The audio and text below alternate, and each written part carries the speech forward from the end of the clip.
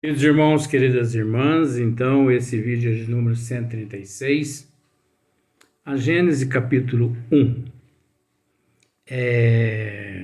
caráter da revelação espírita.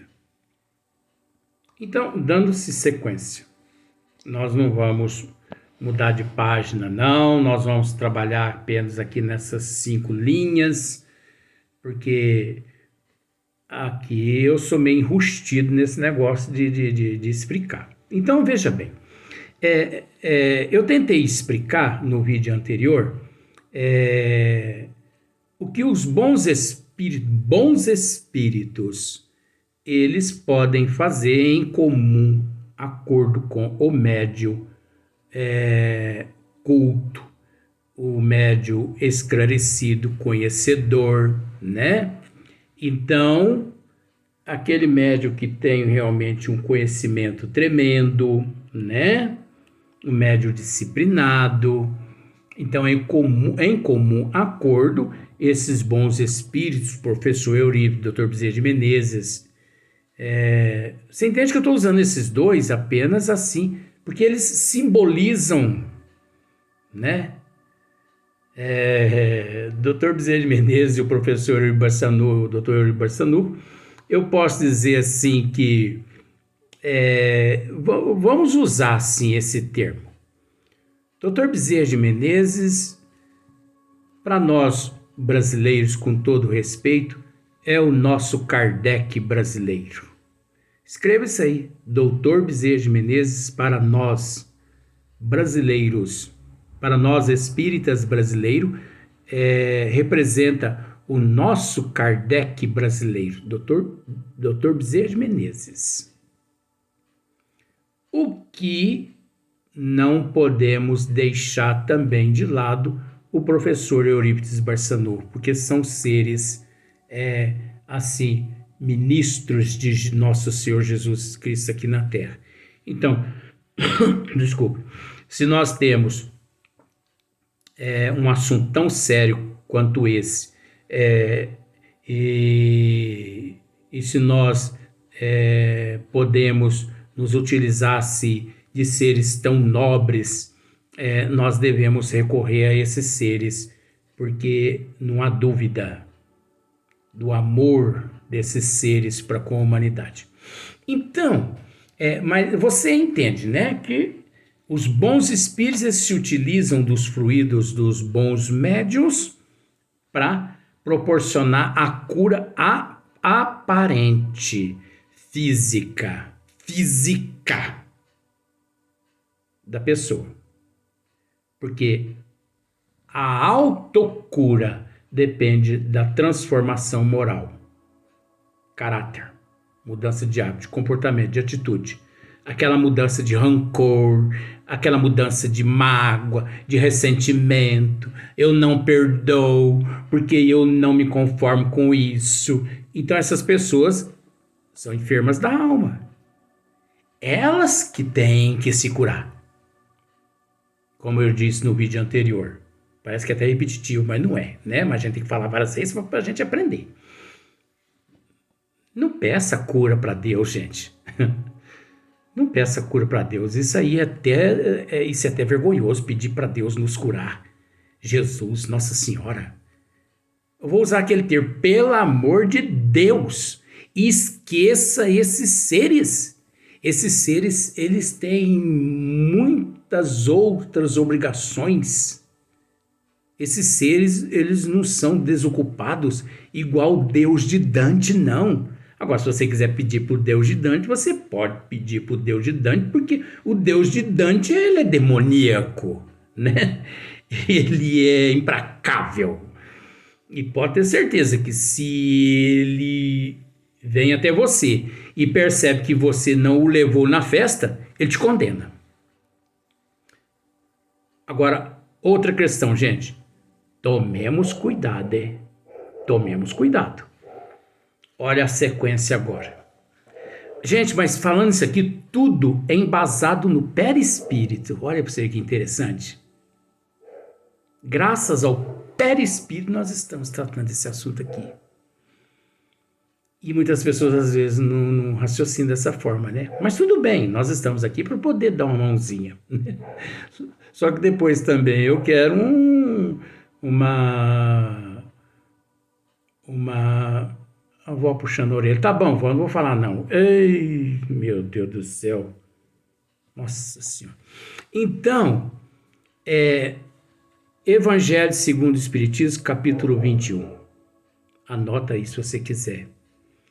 Falsos profetas, falsos cristos, mais ou menos assim, da erraticidade. Eu esqueço mais ou menos assim, mas é mais ou menos assim. Estuda aquele capítulo todo. Você vai entender o que nós estamos dizendo agora. Nós vamos dizer agora. Nós temos que tomar muito cuidado, gente. Porque tá cheio de charlatões médiums. Tá cheio de espíritos charlatões, mistificadores, impostores na erraticidade, se utilizando-se de médios, charlatões, impostores, pseudos no corpo físico. O que eu quero dizer com isso? Que esses médiums charlatões, de fato, porque isso é fato, que isso é comprovado pelo Espiritismo. Eu não posso usar isso aí apenas como uma forma de expressão. Tá vendo só como é que a gente quer raciocinar?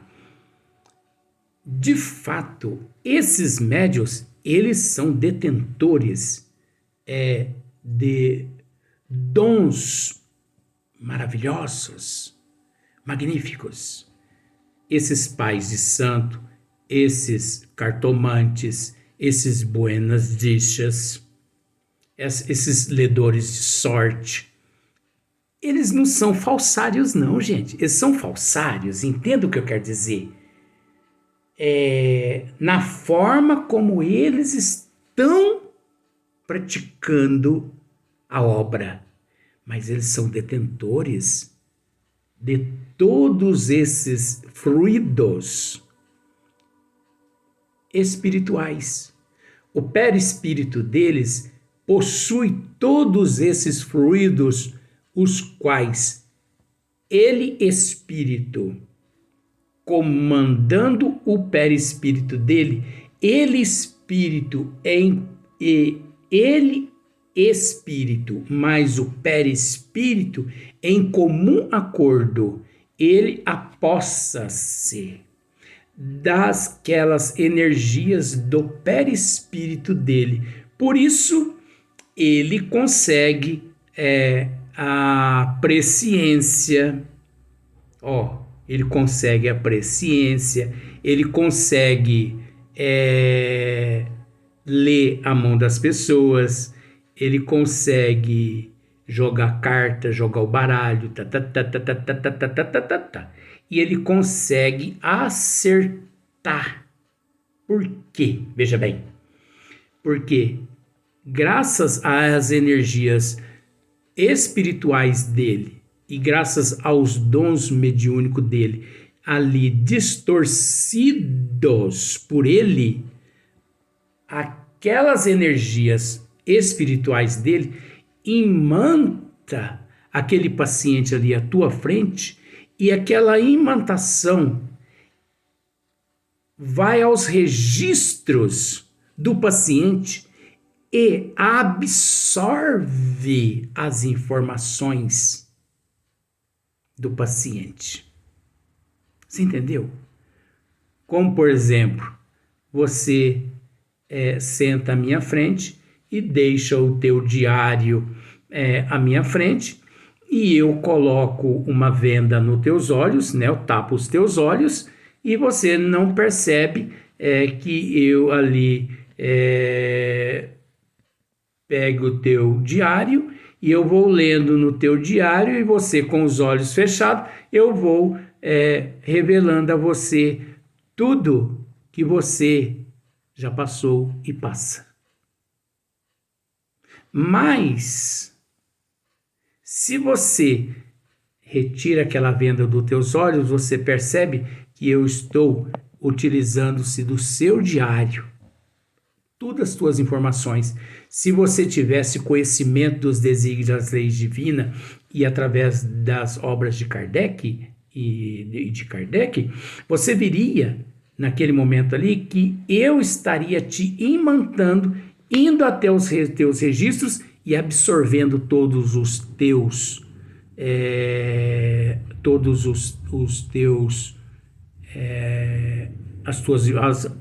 absorvendo em você todas as informações em você registradas e transmitindo para você. Só que aí existe um outro porém. Olha só para você ver. Isso aí é maléfico. Isso é maléfico. Porque eu ali não estou agindo de acordo com os desígnios de Deus. Eu estou usando aqueles dons mediúnicos meu e usando a minha capacidade mediúnica e os meus dons mediúnicos em comum acordo com as minhas energias perispirituais, que essas energias perispirituais são neutras para poder lesar você, para poder aproveitar de você, para poder enganar você. Só que a partir do momento que eu ajo dessa forma, espíritos charlatões e mistificadores no plano espiritual, eles também, é aí que mora a questão. E milhões de pessoas passam por isso, gente, no Brasil e no mundo. Esses espíritos das trevas, eles vêm e aproxima-se daquele médium e passa-se por mentor espiritual daquele médium. E o médium ali está tão assim fanatizado, fanático, é fanatizado mesmo, né? Se o termo for outro, você me perdoa. Eu estou tentando o máximo aqui para esclarecer essa situação muito séria, graças ao perispírito. Olha para você que maravilha o perispírito. Então, aquele espírito, ele se aproxima de você e se faz ali de mentor espiritual. Então, por exemplo, eu sou São Vicente de Paulo, teu mentor espiritual. E é um espírito das trevas. É um obsessor daquela pessoa, provavelmente, também pode ser. É um anticristo. Aí o que eles fazem? Aquele espírito das trevas, ele em comum acordo com as energias do médium, já que o médium já se apossou-se das energias perispirituais, né, dele, ele, espírito, se apossou das energias perispirituais dele, já as manipulou, aquele espírito das trevas se junta àquelas energias, né? Aquela biodiversidade de energias, aquele coletivo de energias, não sei se você está entendendo, e ali eles depositam aquelas energias deletérias todas no corpo daquele paciente que está ali à sua frente.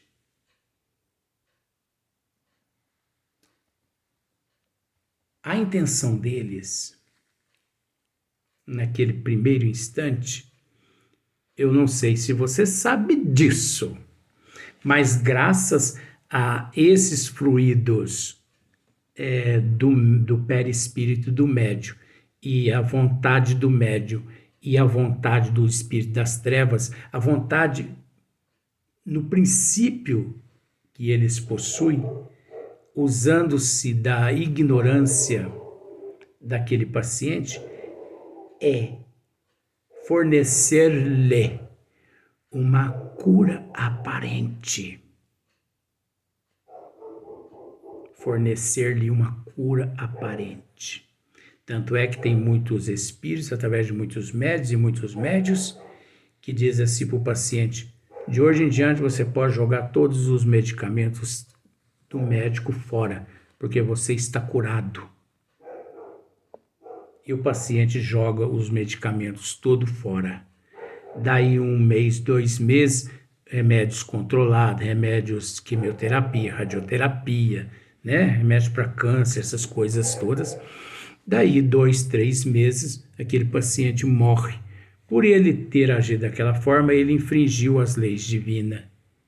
porque deixou-se ser levado pelas influências dos espíritos das trevas. As trevas pegam ele e levam ele para as regiões umbralinas e o usa lá como uma cobaia para suprir os desejos deles lá nas trevas.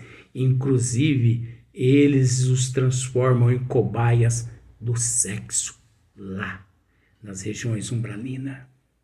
E também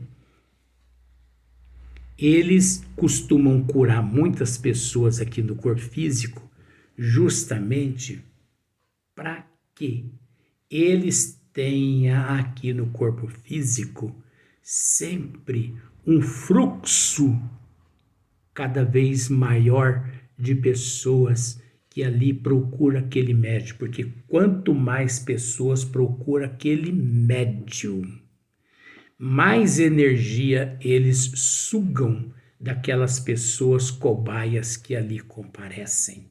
Agora veja bem, a cura é aparente. Eu não sei se você sabe, mas as trevas, elas detêm o conhecimento de proporcionar a melhora ao organismo fisiológico, ao organismo físico, orgânico, uma melhora tão grande que, levado à apreciação da medicina, nos exames, o antes e o depois, constata-se que o paciente está livre daquele câncer ou daquela doença. Só que ele está livre daquele câncer físico, mas ele continua cobaia das trevas que o levou a chegar naquela situação, porque enquanto ele viver, ele vai fornecer energias perespirituais àquele grupo de médios, aquelas instituições, aquelas pleias de espíritos, aquelas caravanas de espíritos das trevas que trabalham naquelas casas. Você está pensando que o espiritismo é brincadeira, gente? Com todo respeito, você está pensando. Espiritismo é brincadeira? Não, gente. Vou dizer uma coisa para você. Quanto mais a gente estuda, eu penso da seguinte forma: quanto mais a gente estuda, mais vontade a gente tem de abandonar todas as casas espíritas e montar, você entendeu? Um grupo sério, homogêneo, onde a gente possa de fato estudar tudo aquilo o que nós estamos dizendo. Então, por isso que de vez em quando se destaca aqui no Brasil, ali, acolá, menino fazendo cura, médios curando isso. Então, tem médios que o fluxo de gente que os procuram é tão grande, 2, 3, 4, 5 mil pessoas por dia. Você acha que a finalidade da doutrina e o objetivo da doutrina dos espíritos é curar o corpo físico? Justamente esse organismo que irá se decompor? Não, gente. Não é assim, não. A proposta da doutrina dos espíritos é hoje sermos melhor que ontem e amanhã melhor que hoje. O objetivo é a reforma íntima, é a reforma da moral, do intelecto, é a transformação de hábito, de atitude, de comportamento, mas em todos os sentidos. Então, tomemos cuidado quando disserem a você: ali está sendo realizado curas. Mas aí você tem que se perguntar, mas é a cura da alma ou é a cura do corpo físico? Da alma. Então você vai. Então você deve ir. Não é a cura física. Passa longe. Isso é mistificação. Isso é obra dos charlatões. Os verdadeiros espíritas, eles não estão preocupados em curar os corpos físicos. Os verdadeiros espíritas, eles estão preocupados em auxiliar as pessoas a aprender a autoevangelização e não a desvangelização.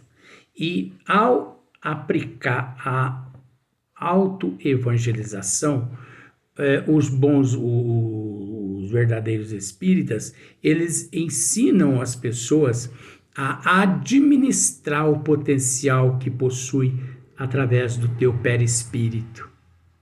O potencial que a pessoa tem. Então você tem que procurar entender com todo respeito esse tem, que mente sã, corpo são. Mente enferma, corpo enfermo. Então não é o teu corpo que está enfermo, é a tua mente. É a tua mente que está podre. O câncer é o reflexo das tuas mazelas pré-existentes, passadas, dos teus maus atos. Então não peça a Deus, a Jesus, a nossa Mãe Maria Santíssima, Dr. Bezerra de Menezes, Dr. Eurípides Barçanufo, que os cure. Porque não é responsabilidade deles curar ninguém. Por quê, gente? Porque não foram eles que nos enfermaram. Se eu chego um tição de fogo no teu braço e te queimo, a responsabilidade é minha comprar pomada, asepsia, soro fisiológico, asepsia, unguento, pomada, a gás, faixa, todo dia até curar a tua mão. Agora, se você bota a mão na fornalha, você entendeu o que é a fornalha, né? É a psicologia da desgraça aqui na Terra. Se você mete a mão na fornalha, aí depois, na hora que eclode a desgraça no teu corpo físico, Deus.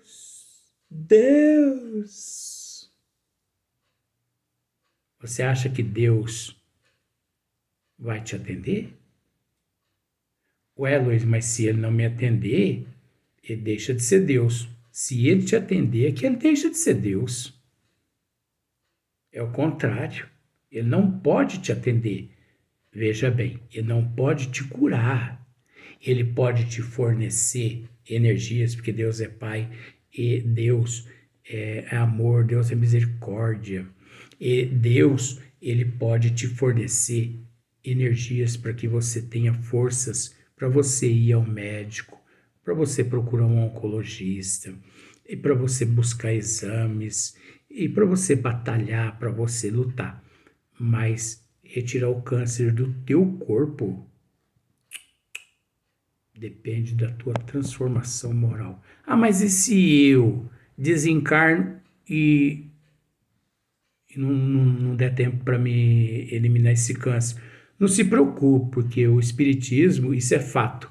O espiritismo não é igual às doutrinas de Dante. O espiritismo, a reencarnação é fato.